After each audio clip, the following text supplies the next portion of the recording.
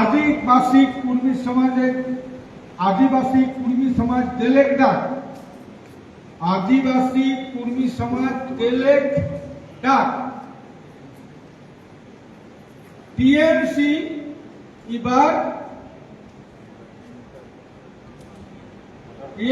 এবার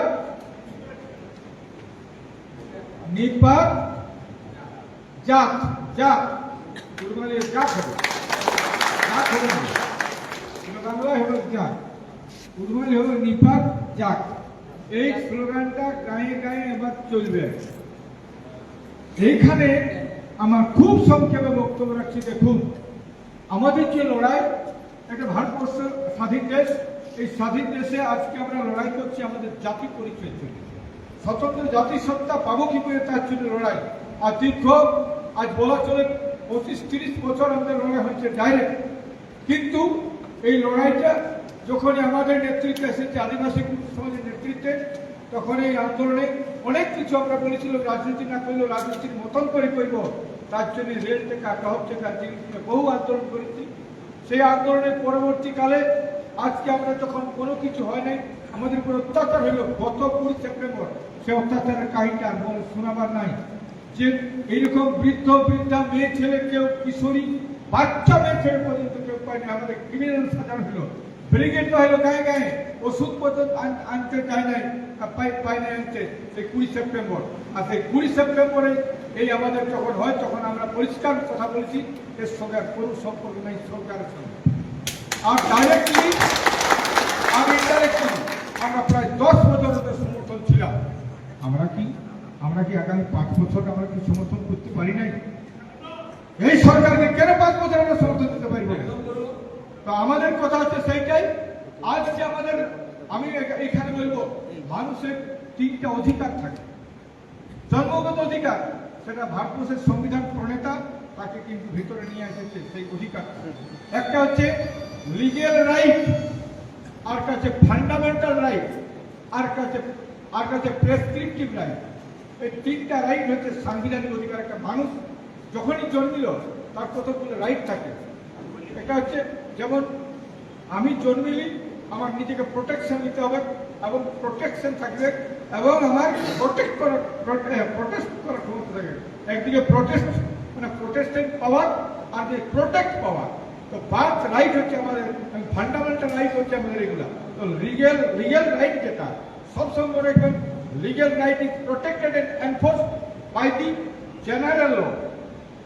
আর একটা হচ্ছে fundamental right is always protected, enforced and guaranteed by the constitution. আজকে যদি আমরা না পাই, এই সরকার যে কেন্দ্রে থাকুক আর রাজ্যে থাকুক, তারা they are violating the constitution। আমরা বলবো তারা কনস্টিটিউশনকে তারা ভায়োলেট করছে। আর প্রেসক্রিপটিভ রাইট হচ্ছে মানে which is acquired by your own custom। Custom দিয়ে যেটা পাওয়া যায় সেটা কিন্তু above law। অ্যাবাব ল মানে আজকে ভারতবর্ষ যে কোনো আইনটা হচ্ছে, সেটা হচ্ছে অ্যাবাব ল, হচ্ছে কাস্টমারি রুল কেউ তৈরি করে নাই। এক একটা জাতে, বিভিন্ন জাতে, বিশেষ করে পার্টিকুলারলি আদিবাসী যারা, আদিবাসীদের হচ্ছে একমাত্র প্রেসক্রিপটিভ রাইট। ওরা এই দেশে মাটি খুঁড়ে আমরা ক্ষেত করেছি, জঙ্গল থেকে করেছি, যে আমাদের পৈতৃক থেকে বা 14 পুরুষ থেকে আমরা করে আসছি। এই রাইটটা সংবিধান দেয় না,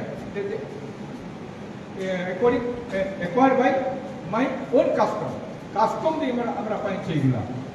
তো বন্ধু, আজকে আমাকে ভালো লাগলো এটাই যে ইনারাও এসেছেন, আমরা হাত বাড়াচ্ছি, ইনারাও হাত ধরেছেন।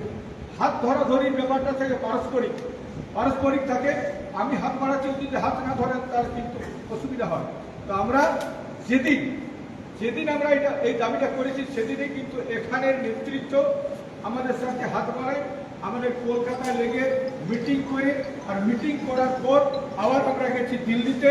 এবং দিল্লিতে আমি বলে আজকে বর্তমানে এই জঙ্গল মহলে সহজে ওর সঙ্গে বসার মতন ক্ষমতা কারণ নাই। 8 ঘন্টা ধরে কথা বলেছে এবং বলেছে অজিতবাবু বিশ্বাস রাখুন। হিন্দিতে বলেছে আপ বিশ্বাস कीजिए। তো আমি যখন বলেছিলাম কিছু প্রশ্ন ছিল, তখন বলল ইয়াকে, ওই কেন্দ্রীয় মন্ত্রী আমাদের ছিল কি, ভূপেন্দ্র যাদব, যে অজিত বাবুকে ঠিকসে সমঝাইনি। এখন কথা হচ্ছে, দেখুন নির্বাচনের সময় প্রাক্কালে না হলেও সবাই ভালো ভালো কথা বলে, সবাই ভালো বলে। আজকে যে কথাটা বললো আমাদের ক্ষুদিরাম টুডু, বলতে বলতে আবেগ চোখে জল পড়ে যাচ্ছে সেরকম হয়ে গেছে।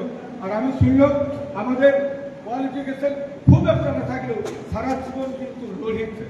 লড়াইটা একটা বড় সার্টিফিকেট, এটা কিন্তু স্কুলে পাওয়া যায় না। স্কুলের সার্টিফিকেট নয় এটা, লড়াই যে সংগ্রাম হচ্ছে সবচেয়ে, ও যদি পরিচয় তাহলে কত দূর যাচ্ছে।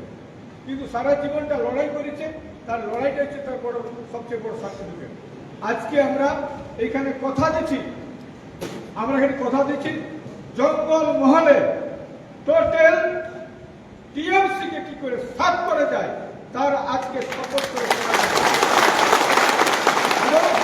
এই আমার শপথটাকে, আমাদের আদিবাসী কর্মী সমাজের শপথটাকে কার্যকরী করার জন্য আমি বলবো আজকে বিজেপি রাজনৈতিক দল তারা যেন সেই রকম ভাবে আমাদেরকে সহযোগিতা করতে পারে। কারণ আপনারা পেছালো কিন্তু আদিবাসী কর্মী সমাজ অজিত মাহাতোর পেছাতে পারছেন। অতএব আমাকে লড়তে হবে, সেই লড়াইটাকে আপনারা সম্মান জানাবেন। এইটুকু বলে আমি আমার বক্তব্য শেষ করছি। সবাইকে জোহার। একটা কথা বলছি, এখানে আমাদের যারা আপনাদের নেতৃত্ব আছে কয়েকজন এবং আমাদের প্রার্থী এবং আমাদের 7-8 জন, আমরা একটা রুম দেখো, আমরা একটু বৈঠক করছি। আর ইনাদের যে টিফিন আনা হয়েছে তার টিফিনটা দেওয়া হবে।